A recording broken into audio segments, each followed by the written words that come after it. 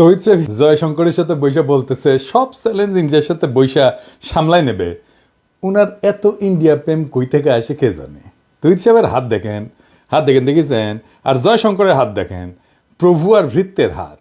আমার আগের ভিডিও দেখেছেন, এটার ব্যাখ্যা দিয়েছি, মনে আছে না? তুই সাহেবের হাত দেখে মনে হচ্ছে বিগলিত হয়ে গেছে একেবারে। ফরেন সার্ভিস নিয়ে এপিসোড রেডি করতে এ ছবি আসলো, দেখে মেজাজ খারাপ হয়ে গেছে। আসেন মূল আলাপে, এইরকম বিগলিত ছবি কেন দেখতে হয় তার ব্যাখ্যা পাবেন। আমি ফরেন সার্ভিস বা বাংলাদেশের কূটনৈতিক সামর্থ্য নিয়ে বলছিলাম যে এই সার্ভিসের একটা সংস্কার দরকার, এই ফরেন সার্ভিস রিফর্ম দরকার। এই পর্যন্ত শুনে অনেকের মনে করতে পারেন এইটা তো আমার দরকার নাই। হ্যাঁ জি না ভাই, এটা আমাদের খুব দরকার। আপনি শান্তিমতো মর্যাদার সাথে প্রবাসে আয় উপার্জন করতে পারবেন কিনা থেকে শুরু করিয়া ইন্ডিয়া আমাদের দেশে আবার তালুকদারি করতে আসবে কিনা সবকিছু নির্ভর করে আমার ফরেন সার্ভিসের দক্ষতার উপরে। তাই এর সংস্কার আমাদের জন্য খুবই জরুরি। আমাদের দেশের প্রত্যেকটা খাত নিয়ে আমাদের জানা লাগবে। আপনার আমার টাকা কেন কোথায় খরচা হয়, কেমনে খরচা হইতেছে, কিভাবে খরচা হইতেছে, সেটা জানার আপনার পূর্ণ অধিকার আছে। আপনার কাছে যারা ভোট চাইবার আসবে তাদের থেকে বেশি জানা লাগবে আপনার, কারণ আপনি তাদের মালিক, ওরা আপনার চাকর। আপনি তাদের শেখাবেন দেশ কেমনে চালাইতে হয়, আপনার জানা লাগবে, কারণ দেশের মালিক আপনি। রাজনীতিবিদ আর আমলারা আপনার চাকরি করে, চাকরি। মালিকরাই তো চাকর বাকরদের বলবে কিভাবে কোন কাজটা করতে হবে, কেন করতে হবে, সেটা বলবে না মালিক? আসেন আমরা বুঝে দেখি ফরেন সার্ভিস বা আমাদের পররাষ্ট্র মন্ত্রণালয়ে কি কি সংস্কার দরকার, কেন সংস্কার দরকার। প্রথমে দরকার সাংবিধানিক সংস্কার। কেন জানেন? বাংলাদেশের সংবিধানের কূটনীতি আর আন্তর্জাতিক সম্পর্ক অংশে বলা আছে বিশ্ব শান্তি প্রতিষ্ঠান নিরস্ত্রীকরণে ব্যাপক ভিত্তিক সমর্থন এবং আন্তর্জাতিক আইনের প্রতি শ্রদ্ধা ও সমর্থন। এটা কেন লেখা আছে জানেন? মানেটা কি? কেন এটা লেখা আছে? মানে কেন বিশ্ব শান্তি প্রতিষ্ঠা নিরস্ত্রীকরণ বলা হয়েছিল? এটা ছিল ওই সময় স্নায়ুযুদ্ধ চলতেছিল একটা। পুঁজিবাদী আমেরিকা আর সমাজতান্ত্রিক সোভিয়েত ইউনিয়নের দুই পক্ষই যুদ্ধাস্ত্রে তাদের ভান্ডার ভর্তি ছিল। সারা দেশের দেশগুলো দুই দেশের অধীনের বলয়ে চলে গেছে। এক দল আমেরিকার বলয়, আরেক দল সোভিয়েত ইউনিয়নের বলয়। আরেক দল ছিল যারা না ঘটকা না ঘাটকা, মানে শ্যামো রাখতে মন চায়, কুলো রাখতে চায়, তার নাম দিল জোট নিরপেক্ষ রাষ্ট্র। কিন্তু আসলে সোভিয়েত বলয়, হাঙ্গেরি সিপিবি, পন্দের আলো, দিল্লি স্টার, বাঙ্গু সুশীলদের নাগাল আর কি। ওরা যা করে তাই যায় আওয়ামী লীগের পাতে। ওই করবি সমাজতন্ত্র, কিন্তু সমাজতান্ত্রিক দুনিয়া তো টাকা নাই, তাই করবি সমাজতন্ত্র আর টাকা নিবি পুঁজিবাদী আমেরিকার কাছ থেকে। ভাত খাবি ভাতারের আর পীড়িত করবি ভাসুরের লগে। এটার নাম জোট নিরপেক্ষ আন্দোলন। তো এই জোট নিরপেক্ষদের এজেন্ডা ছিল নিরস্ত্রীকরণ। কেন জানেন? কারণ আমেরিকার লগে অস্ত্র বানানিতে সোভিয়েত ইউনিয়নের পাল্লা দিতে পারতেছিল না। ওই সোভিয়েত ইউনিয়নের গোয়াত নাই সাম রাধাকৃষ্ণের নাম, তো অস্ত্র বানাবে গেলে চলবি, তাই ওই ফেও ধরিছে নিরস্ত্রীকরণের। ওটা ঢুকেছে সংবিধানের বাংলাদেশে। আপনার এটা এখন দরকার আছে। আমাদের তো এখন জাতীয় সামরিক শক্তির বৃদ্ধি দরকার। আঞ্চলিক সমস্যাগুলো বাড়তেছে। বিপ্লব পরবর্তী নতুন বাংলাদেশ গড়ে তোলার লক্ষ্যে সংবিধানের 25 অনুচ্ছেদকে আমূল পরিবর্তন করে যুগোপযোগী করতে হবে। সংবিধান সংস্কার কমিশন হয়েছিল, ওটি আলী রিয়াজ ছিলেন, আবার হাঙ্গেরে ফিরোজ ছিল। তো ক্যাঙ্কা পরামর্শ দিচ্ছে, বুঝতে পারছেন? আমি তাহলে এটা ক্যাঙ্কা চাই সেটা বলি, কেন চাই সেটাও বলি। হ্যাঁ, সংবিধানের সংশোধিত অনুচ্ছেদের যেখানে বাংলাদেশের কূটনীতি এবং আন্তর্জাতিক সম্পর্ক আছে সেটা কেমন হইতে পারে, আসেন সে আলাপ করি। এটা লেখা লাগবে এঙ্কা করে, এটা সে পাশে আনা লিখে দেন। 1 নাম্বার, বাংলাদেশ সকল জাতির মধ্যে শান্তিপূর্ণ সহাবস্থান, পারস্পরিক সহযোগিতা এবং সার্বভৌমত্বের প্রতি শ্রদ্ধাশীল থাকবে। 2 নাম্বার, রাষ্ট্রের কূটনৈতিক নীতির মূল লক্ষ্য হবে বাংলাদেশের স্বাধীনতা, সার্বভৌমত্ব ও জাতীয় নিরাপত্তার সর্বোচ্চ সুরক্ষা নিশ্চিত করা। এই উদ্দেশ্যে কি কি কাজ করবে সেটা বলে দিতে হবে। ক, বাংলাদেশ তার জাতীয় প্রতিরক্ষা এবং সামরিক শক্তিকে উন্নত করে সম্প্রসারিত করার অধিকার সংরক্ষণ করবে, যাতে আভ্যন্তরীণ এবং বাহ্যিক যে কোনো হুমকি মোকাবেলা করা সম্ভব হয়। খ, বাংলাদেশ আঞ্চলিক নিরাপত্তা এবং প্রতিরক্ষা সহযোগিতার মাধ্যমে সমসাময়িক ভূ রাজনৈতিক চ্যালেঞ্জ মোকাবেলার জন্য সক্রিয় ভূমিকা পালন করবে। আন্তর্জাতিক আইন এবং কূটনৈতিক নীতির প্রতি শ্রদ্ধা রেখে বাংলাদেশ তার কৌশলগত অবস্থানকে শক্তিশালী করবে। গ, বাংলাদেশ কোনো পরাশক্তির আধিপত্যবাদী রাজনীতির যন্ত্র বা বলয়ে পরিণত হবে না, তবে রাষ্ট্রীয় স্বার্থের সুরক্ষায় কৌশলগত অংশীদারিত্ব গড়ে তুলতে পারবে। ঘ, বাংলাদেশ নিরস্ত্রীকরণ এবং বিশ্বশান্তির ধারণাকে সমর্থন করবে, তবে এটি জাতীয় নিরাপত্তা ও প্রতিরক্ষা সক্ষমতার সীমাবদ্ধতার কারণ হতে পারবে না। বাংলাদেশ দক্ষিণ এশিয়ার একটি ভারসাম্যপূর্ণ এবং ন্যায়সঙ্গত শক্তি কাঠামো গঠনে ভূমিকা রাখবে, যাতে আঞ্চলিক নিরাপত্তা, অর্থনৈতিক উন্নয়ন এবং কৌশলগত স্থিতিশীলতা নিশ্চিত করা যায়। তো এই যে পরিবর্তনের কথা বললাম, এটা আসলে কি কারণে, এটা একটু বুঝে দেখি। হ্যাঁ, 1 নম্বর কারণ হইতেছে যে নিরস্ত্রীকরণকে একপাক্ষিক আদর্শবাদ থেকে বের করে বাস্তববাদী জাতীয় নিরাপত্তার দৃষ্টিভঙ্গিতে রূপান্তর করার দরকার আছে। 2 নম্বর, বাংলাদেশের সামরিক শক্তি এবং প্রতিরক্ষা উন্নয়নের গুরুত্বকে স্বীকৃতি দেওয়া হয়েছে। 3 নম্বর, আঞ্চলিক কৌশলগত সহযোগিতা এবং শক্তি ভারসাম্যের উপরে গুরুত্ব আরোপ করা হয়েছে। 4 নম্বর, পরাশক্তির বলয়ের বাইরে থাকলেও কৌশলগত এবং অংশীদারিত্বের প্রয়োজনীয়তা স্বীকৃত হয়েছে। 5 নম্বর, দক্ষিণ এশিয়ায় বাংলাদেশের ভূ রাজনৈতিক অবস্থানকে শক্তিশালী করার দৃষ্টিভঙ্গি দেওয়া হয়েছে। এই সংস্কার বর্তমান বৈশ্বিক এবং আঞ্চলিক বাস্তবতার আলোকে বাংলাদেশকে একটা আত্মনির্ভরশীল, সামরিকভাবে শক্তিশালী এবং কৌশলগতভাবে বুদ্ধিদীপ্ত রাষ্ট্রে পরিণত করতে পারবে। আর কি, আর আইন প্রণয়ন করতে হবে। কি আইন, আসেন সেটা বুঝে দেখি। বাংলাদেশের পররাষ্ট্রনীতি নির্ধারণ এবং বাস্তবায়নে ডিপ্লোম্যাটিক সার্ভিসেস অ্যাক্ট প্রণয়ন করা প্রয়োজন। কেন প্রয়োজন? প্রথমত, গণতান্ত্রিক ব্যবস্থায় দেশের সরকার পরিচালনার রাজনৈতিক দল, জোট, এটা পরিবর্তন হয়ে থাকে, জানি তো আমরা। কিছুদিন পর পর পার্টি পাল্টায়, সরকারি দল পাল্টায়। কূটনীতি কিন্তু একটা দীর্ঘমেয়াদী এবং ধীর লয়ে বাস্তবায়ন হয়, এরকম একটা প্রক্রিয়া। এতে অন্য রাষ্ট্রের স্বার্থ এবং ইচ্ছাকেও আমলে নিতে হয়। তাই সরকার পরিবর্তনের সাথে সাথে পররাষ্ট্রনীতির যদি আমূল পরিবর্তন হয়, তাহলে বিভিন্ন দেশের সাথে চলমান কূটনৈতিক প্রক্রিয়াগুলো থেমে যায়।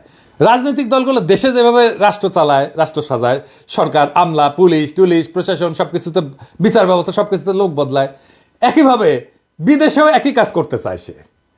বিদেশি কি করে, বিদেশের মিশনগুলোকে কাজে লাগায় সরকারের যেটা দলীয় আদর্শ সেটা প্রচারের জন্য।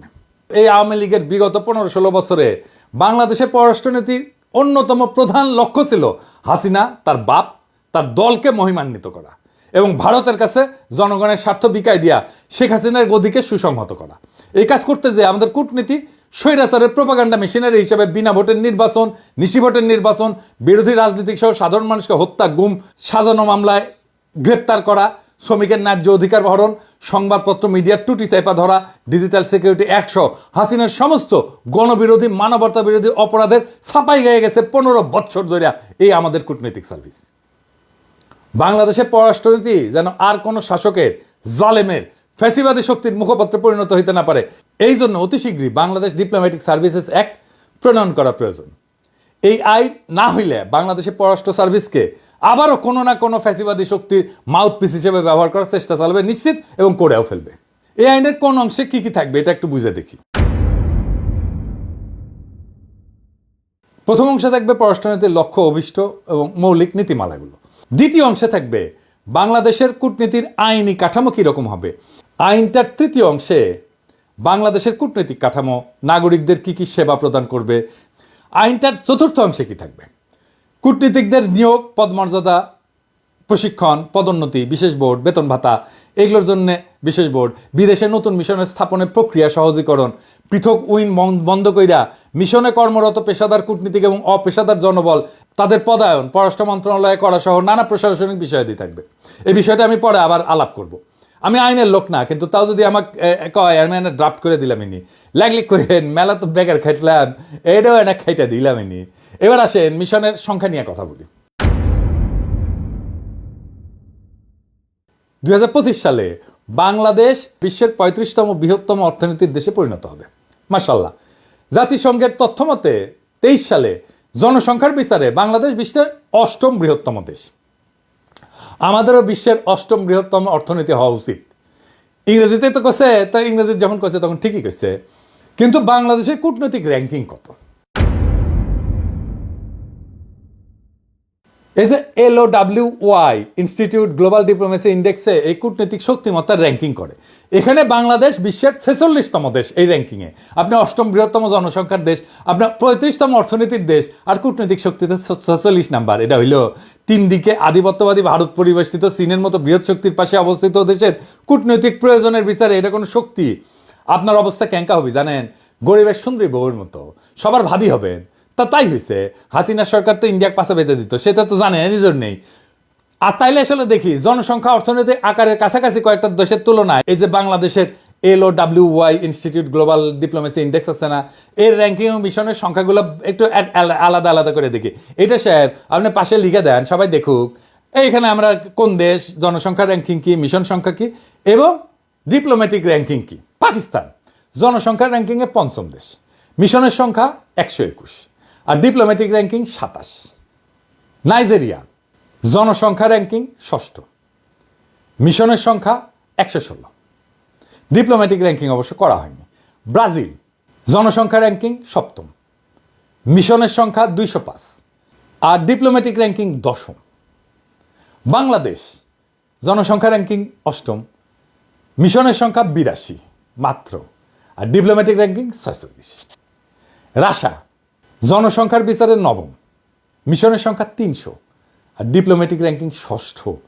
পাওয়ারফুল ডিপ্লোমেসি আছে রাশিয়ার।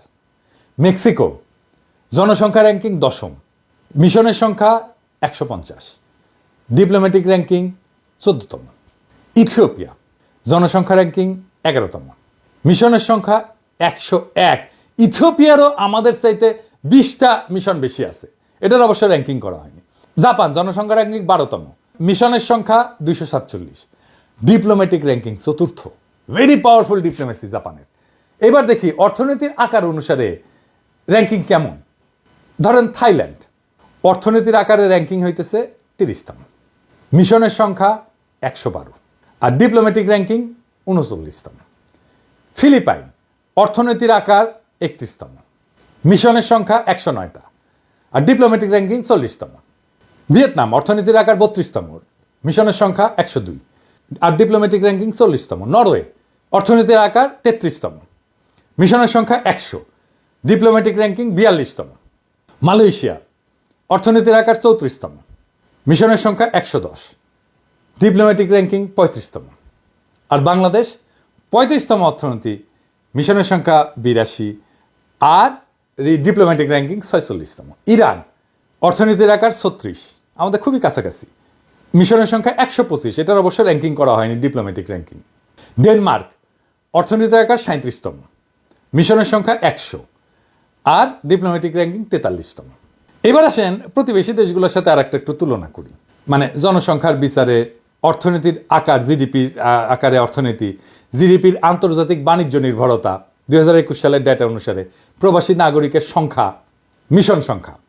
পাকিস্তান মোট জনসংখ্যা 24 কোটি, অর্থনৈতিক আকার জিডিপি 292 বিলিয়ন মার্কিন ডলার আর জিডিপির আন্তর্জাতিক বাণিজ্য নির্ভরতা 25.8%। প্রবাসী নাগরিকের সংখ্যা 76 লক্ষ, মিশন সংখ্যা 121, আমরা আগে দেখছি। ভারতের মোট জনসংখ্যা 140 কোটি প্রায়, অর্থনীতির আকার জিডিপি 2850 বিলিয়ন মার্কিন ডলার, জিডিপির আন্তর্জাতিক বাণিজ্য নির্ভরতা 37.9%। প্রবাসী নাগরিকের সংখ্যা 1,80 লক্ষ, মিশন সংখ্যা 202।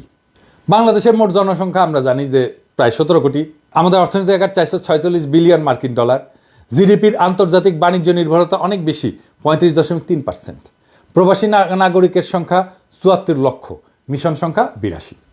পাকিস্তানের ইকোনমি আমার প্রায় অর্ধেক, তাও তার মিশনের সংখ্যা আমাদের 1.5 গুণ। জনসংখ্যা এবং অর্থনৈতিক গুরুত্ব এবং প্রয়োজনীয়তা বিবেচনায় 2025 সালের মধ্যেই বাংলাদেশে বৈদেশিক মিশনের সংখ্যা 120টাতে উন্নীত করা জরুরি।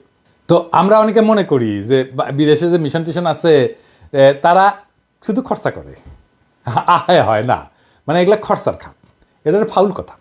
আমরা যেমন রেমিটেন্স পাঠাই তেমনি আমাদের মিশনগুলোও রেমিটেন্স পাঠায় বাংলাদেশে, আয় করে, বিদেশে ডলারে আয় করে। এইবার আসেন বিদেশে বাংলাদেশে একটা ছোট আকারে মিশনের বার্ষিক ব্যয় কত একটু দেখি। এটা পররাষ্ট্র মন্ত্রণালয়ের বাজেট বই দেখলে বোঝা যায় যে মিশনের ব্যয় বরাদ্দ 5 থেকে 6 কোটি টাকা বছরে, যা আবার প্রকৃত ব্যয় হচ্ছে 4.5 থেকে 5 কোটি টাকার মতো। কূটনৈতিক যোগাযোগ বৃদ্ধি, বাণিজ্য বৃদ্ধি, এই সমস্ত বিবেচনায় বার্ষিক খরচের রিটার্ন অনেক গুণ বেশি। বাংলাদেশে কয়েকটা নতুন মিশন করছে, এর উপরে একটা ছোট্ট একটা আমি তথ্য দিই, আপনারা একটু বুঝে দেখেন যে মিশন করলে আমাদের লাভ আছে না ক্ষতি, এটা খরচা কিনা।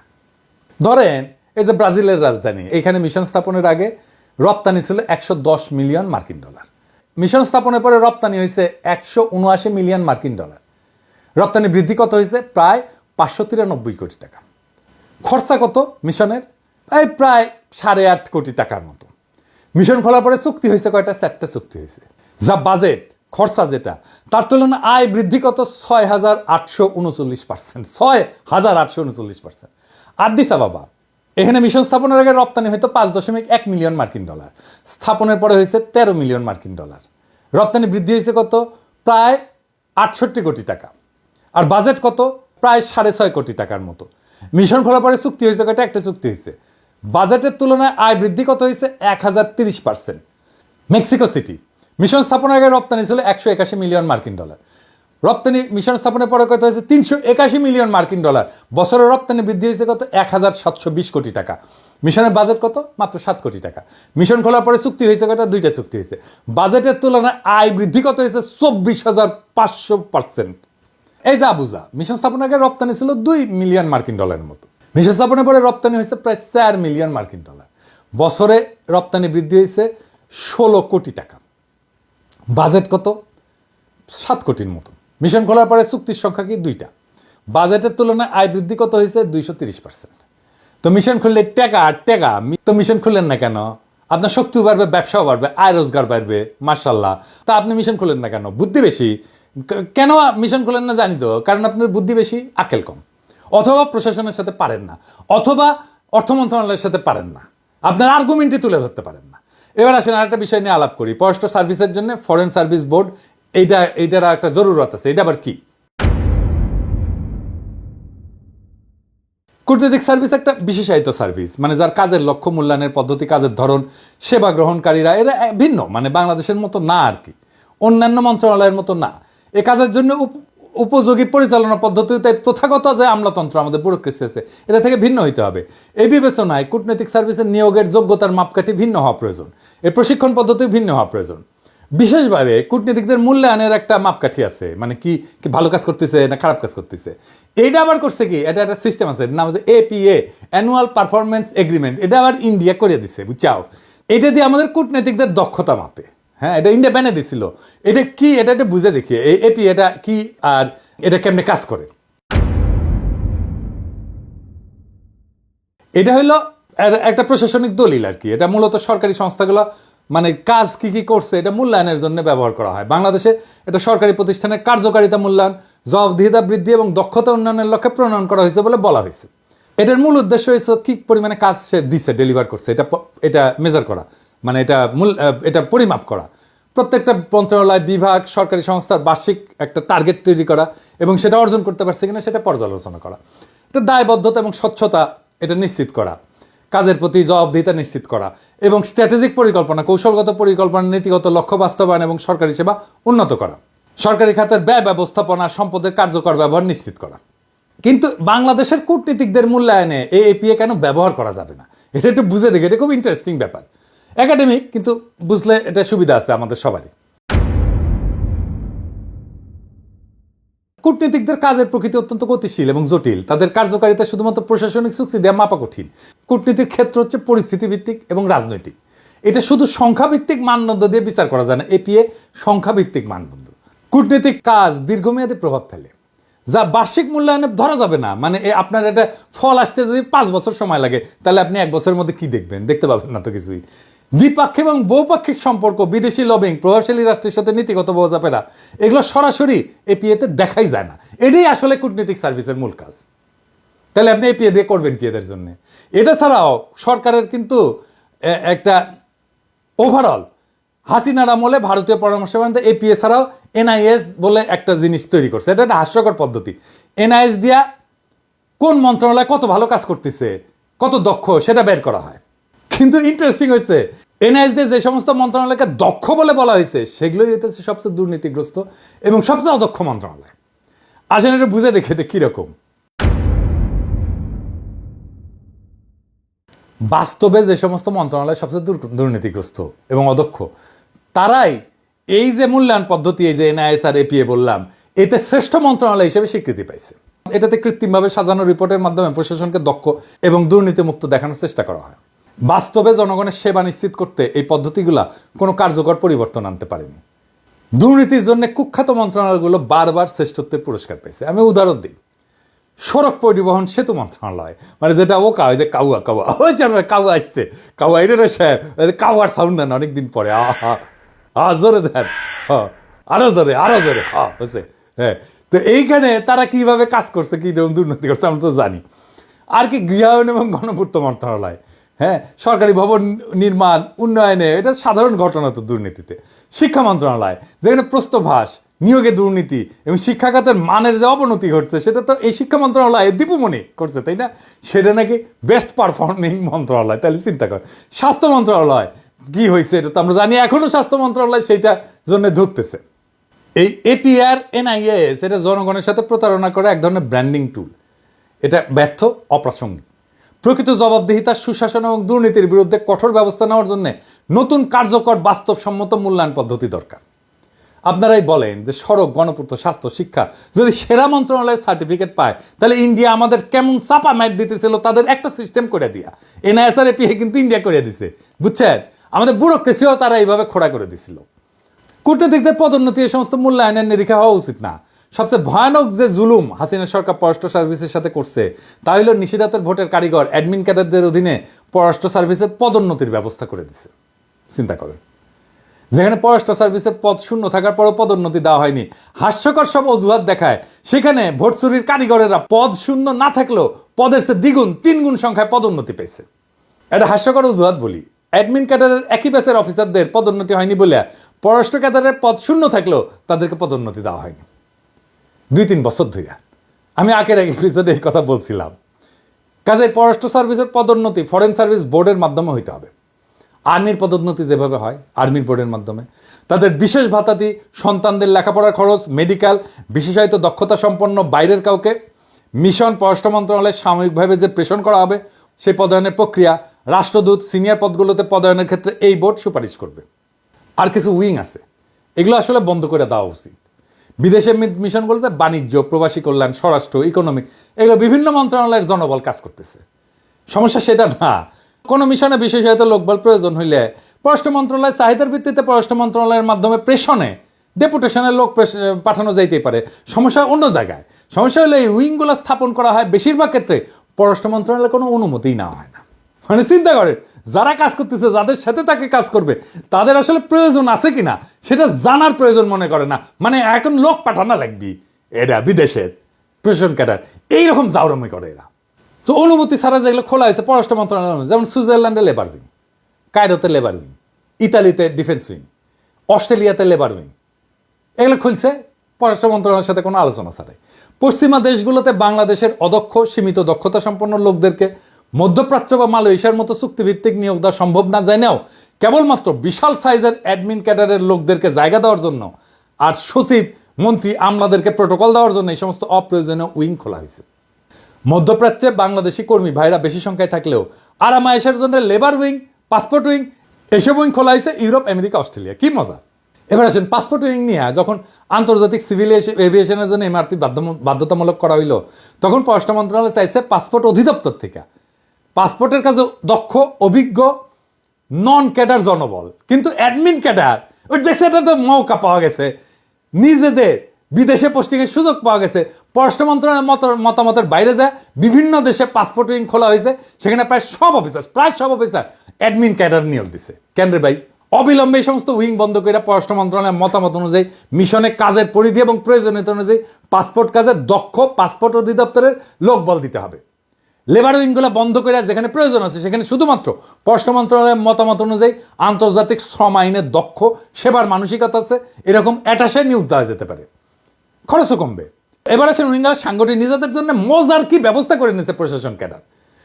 প্রত্যেকটা উইং এর জন্য আছে আলাদা গাড়ি, আলাদা ড্রাইভার, আলাদা ব্যক্তিগত কর্মকর্তা, আলাদা অফিস। এগুলা স্ব মন্ত্রণালয়ের আন্ডারে পৃথক বাজেট। এই জন্য মিশনের মধ্যে আর একটা আলাদা অফিস, অনেকগুলো মিশন। এই সমস্ত কর্মকর্তাদের এসিআর, কাউন্টার সাইন বা প্রতি স্বাক্ষর করে স্ব মন্ত্রণালয়ের সচিব। বাংলাদেশের সমগ্র বৈদেশিক সম্পর্ক দেখার দায়িত্ব যাদের, তাদেরকে বাইপাস কইরা ওই সমস্ত সচিব সরাসরি কাজ করে তাদের উইং এর সাথে। এটা কোনো কথা? কেমন করে কাজ করছে বাংলাদেশের পররাষ্ট্র দপ্তর এবং কেমন ভালসুন পররাষ্ট্রমন্ত্রী ছিল সবসময়। দেশের কূটনৈতিক প্রয়োজনে পররাষ্ট্র ক্যাডারের বাইরে বিশেষায়িত লোকজন প্রয়োজন। এই প্রয়োজন একটা মিশনের মধ্যে আরো কতকগুলো স্বতন্ত্র প্রশাসনিক সাংগঠনিক কাঠামো গঠন করে কেন করতে হবে রে ভাই?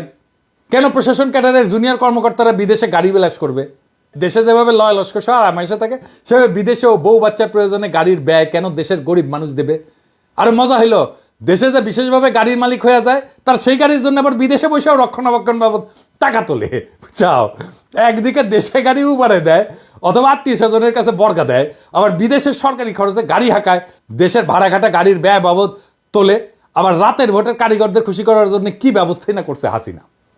আমাদের সুনির্দিষ্ট প্রস্তাব হইল বৈদেশিক সম্পর্কের পুরোটার দায় দায়িত্ব পররাষ্ট্র মন্ত্রণালয়কে দিতে হবে। এটা খুবই ন্যায্য চাওয়া। মিশন হবে একটা মাত্র প্রশাসনিক ইউনিট, সেখানে কূটনৈতিক ছাড়াও বিশেষায়িত দক্ষতা সম্পন্ন অ্যাটাশে থাকবে। অন্য সার্ভিস হলে প্রেশনের মাধ্যমে, ডেপুটেশনের মাধ্যমে পররাষ্ট্র মন্ত্রণালয়ে চাকরি স্থানান্তর কইরা, আর সার্ভিসের বাইরের লোক হইলা পররাষ্ট্র মন্ত্রণালয়ে প্রয়োজন সাপেক্ষে চুক্তিভিত্তিক নিয়োগ দেবে। কিন্তু বিশেষায়িত এই সমস্ত নিয়োগ পুরোটাই হবে অস্থায়ী ভিত্তিতে, প্রয়োজনীয়তা এবং দক্ষতার বিচারে। কোনো উইং থাকতে পারবে না। মিশন হবে একক ইউনিট। ফিল্ডে যেভাবে ক্যাডার দ্বন্দ্ব ক্যাজাল ইগল লড়াই লাগায়, সেইটা আবার মিশনে হইতে দেওয়া যাবে না। এমনিতে এই মিশনের লোক বল কম, তাও যদি এই সমস্ত ফালতু কাজে ব্যস্ত থাকে তাহলে কাজ কিভাবে হবে? তাই এই উইং প্রথা বন্ধ করে দিতে হবে মেহরবানি করে, আজই এখনই। মিশনে বিশেষায়িত দক্ষতার লোকজন অ্যাটাশে হিসেবে আসবেন, কিন্তু তা আসবেন পররাষ্ট্র মন্ত্রণালয়ের মাধ্যমে। তাদের জন্য মিশনের ভেতরে আরও কতগুলো মিশন খোলার দরকার নাই। আমি এটা নিয়ে আগের এপিসোডে বলছি, এতে সরকারের খরচা কমবে, আর যেই অফিসার যেই দপ্তরে কাজ করছে তারই তো আনবো উইংয়ে, তাই না? অ্যাটাশে করে প্রশাসন ক্যাডারের একজনকে পাসপোর্ট উইংয়ে দিলাম, যে কোনোদিন পাসপোর্ট নিয়ে কাজই করে নাই, ভবিষ্যতেও করবে না, তবে তারা 2 বছর ইউরোপে পাসপোর্টের দায়িত্ব দিয়ে রেখে তারপরে দেশে গিয়ে তুলা উন্নয়ন বোর্ডের পরিচালক বানিয়ে দিলাম। এটা কোনো কাজ হইল? প্রশাসন ক্যাডারকে বলবো আপনাদের লোকগুলোকে উইথড্র করেন, সসম্মানে ফেরত নিয়ে যান, গার পেলি কইরেন না, বুঝছাও। হ্যাঁ, আমরা গেলে এমবেসিতে যাই ঘাট ধাক্কা দিয়ে বের করে দিতে পারি, সেই সামর্থ্য আছে আমাদের। প্যারিসে থেকে যদি 32 নম্বর জয় বাংলা করে দেওয়া যায়, তাহলে এমবেসি থেকে 2-1জনকে ঘাট ধাক্কা দিয়ে বের করে দেওয়া যাবে। সবাইকে দিতে হবে না, 2-1টা জায়গায় স্যাম্পল দেখালে আপনারা সাইজ হয়ে যাবেন। ভালোভাবে বললাম তো, কিন্তু হয় কি, অনেকে বলে যে আমি উগ্র তা ছড়াই, কিন্তু আপনারা তো ভালোভাবে বললে শুনেন না রে ভাই, বাধ্য করেন তো উগ্র হইতে। তো আমরা যুক্তি দিয়ে বুঝান যে কেন এদেরকে রাখা দরকার, নয়তো প্রত্যাহার করেন, সিম্পল হিসাব করে ফেলবেন, গাড়পেলি করবেন, সাইজ করে দিব কলে। আসেন এবারে অডিট নিয়ে কথা বলি, অডিট দিয়ে মিশনের পারফরমেন্স মূল্যায়ন করার কথা বলি। মিশনগুলোতে 2 বছরের একবার অডিট করার জন্য 2 জন অফিসার 14 দিন করে সরকারের টিএডিএ নিয়ে সফর করে। অথচ মিশনগুলোর গড় ব্যয় হইতেছে বছরে 5 কোটি, যার 60% বেতন ভাতা, যার অডিট সফর করে করার কিছু নাই। বেতন ভাতা তো আগে থেকে ঠিক করা থাকে, তাই না? আর এটা তো বেতন ভাতা নিজে তোলে না, আপনারা পেটে দেন তার অ্যাকাউন্টে, তাই না? মিশনে অডিটে যাওয়ার জন্য অডিট অফিসের যে আগ্রহ, তার সবার সরকারের যদি সব সেক্টরে থাকলে হইনি, তাহলে এত তো দুর্নীতি হইল না নি। এটা হইতেছে ফরেন ট্রিপ, একটা 14 দিনের মুফতে একটা ফরেন ট্রিপ। এর চেয়ে গুরুত্বপূর্ণ হইল যে 2% থেকে 5% নিয়ে তো বিল পাস করেন, তাই না? এটা তো আমরা জানি, তাই না? এটা তো সিস্টেম, এটা বন্ধ করেন। দেশের মানুষের মাথার উপর থেকে এই টাকার ভারটা তো কমতো, তাই না? এই ঘুষ নীতির ব্যয়ের বোঝার ভারটা তো কমতো, কিন্তু করেন তো আপনারা। পার্সেন্ট নিয়ে তো বিল ঠিকই দেন, তো তখন অডিট করা লাগে না, ওইটা থামলাম। আপনাদের এই 5-6 কোটি টাকার ব্যয়ের অডিট নিয়ে, যার বেশিরভাগই হইতেছে বেতন ভাতা, সেটা নিয়ে আপনাদের কুরকুরানি দেখলে মেজাজ কলে খারাপ হয়ে যায়। মিশনগুলোতে অডিট আপত্তি হয়, এবং আর আপত্তি হয় কি জানেন? আপত্তি হয় কি, সেটা মজার একটা ব্যাপার, আর কত কমু আর কি। এটা হইতেছে দেশের যে প্রকিউরমেন্ট রুলস আছে, এটা আবার এদেশে এসে পালন করতে হয়, এই আইন আছে। এটা আইন না থাকলে আপত্তি দেয়। আমি তো ফ্রান্সে থাকি, ফ্রান্সে কোনো পণ্য সেবা এটা কেনার জন্য কোটেশন আনতে হলে টাকা দিতে হয়, আবার কোটেশন না থাকলে অডিটে আপত্তি করতে হয়। তো মিশন কই যাবে? রে বাংলাদেশের মতো না, চাইলে কোটেশন দিয়ে দিবে, তা তো না, টাকা দিবেন, কোটেশন দিবে, তো মিশন যাবে কই? ধরেন এক এক দেশের স্কুলের একটা মিনিমাম এজ এক এক রকম আছে না, কিন্তু দেশ থেকে নিয়ম করে দেওয়া হয়েছে যে 6 বছর না হইলে টিউশন ফি সরকারি খাত থেকে নেওয়া যাবে না। এখন ধরেন যেই দেশে 5 বছরে স্কুলে যাওয়া বাধ্যতামূলক, যেই দেশে, সেই দেশে কি করবে কূটনীতিকের বাচ্চারা? না পড়ায় বসে রাখবে ঘরে? অনেক উন্নত দেশেই সরকারের যে টাকা, সেই টাকা দিয়ে 2 বাচ্চা পড়ানো যায় না, বাধ্য হয়ে তার বাচ্চাকে ওই দেশের স্থানীয় ভাষায় স্কুলে পড়াইতে হয়। 2 বছরের জন্য একজন ধরেন ফ্রান্সে আসছে, তোর বাচ্চাকে ফ্রেঞ্চ স্কুলে পড়াবে, ও তো ল্যাঙ্গুয়েজ শিখতেই 2 বছর লাগবে রে ভাই। তো কূটনীতিকদের সন্তানেরা যে ইংলিশ মিডিয়ামে পড়তে হয়, এটা তো বিলাসিতা না, এটা তো নেহায়েত প্রয়োজন। আপনি বাচ্চাদের কথা চিন্তা করবেন না, তো জীবন ধ্বংস হয়ে যাবে তোরে ভাই। 2 বছর পর ট্রান্সফার হয়, তো এখন ফ্রান্স থেকে স্পেনে গেল, বা ফ্রান্স থেকে সৌদি আরব গেল, উঠি যে আবার আরবি শিখবি, আবার 2 বছর ওই ল্যাঙ্গুয়েজই শিখবি চিরজীবন। মানে আমি কই না যে আমাদের ব্যুরোক্রেটরা, আমলারা, এদের মাথাত কি আছে আমি জানি না, কিন্তু এদের হৃদয় নাই। হৃদয় দিয়ে প্রবলেম বুঝে না। আমি যে কথাগুলো কইলাম এটা শুনছেন তো? এই কথাগুলোর মধ্যে কোনোটা অন্যায্য কথা আছে, বেইনসাফি কথা আছে? আর কি মিশনের পারফরমেন্স মূল্যায়নের সুনির্দিষ্ট মানদণ্ড করা জরুরি। এটা না হলে জাতিসংঘ মিশন, লন্ডন মিশন, ওয়াশিংটন সহ যে সমস্ত মিশন সবসময় লাইমলাইটে থাকে, শুধু সেইগুলোকে ভালো মিশন বিবেচনা করার প্রথা বন্ধ হবে না তো। আর এসব লাইমলাইটে থাকা মিশনগুলো যাওয়ার জন্য তদবিরও বন্ধ হবে না। আর একটা কি, বিভিন্নমুখী যে সহযোগিতার খাত, এটা প্রকৃত অর্থে সম্প্রসারণ করা প্রয়োজন। কূটনীতির মোদ্দা কথা হইল স্ট্র্যাটেজিক এনগেজমেন্ট। বাংলাদেশের পররাষ্ট্রনীতিকে ভারতমুখিতার বাইরে নিতে হলে সবার আগে প্রয়োজন সব গুরুত্বপূর্ণ দেশের সাথে বহুমুখী এনগেজমেন্ট, বহুমুখী সম্পর্ক।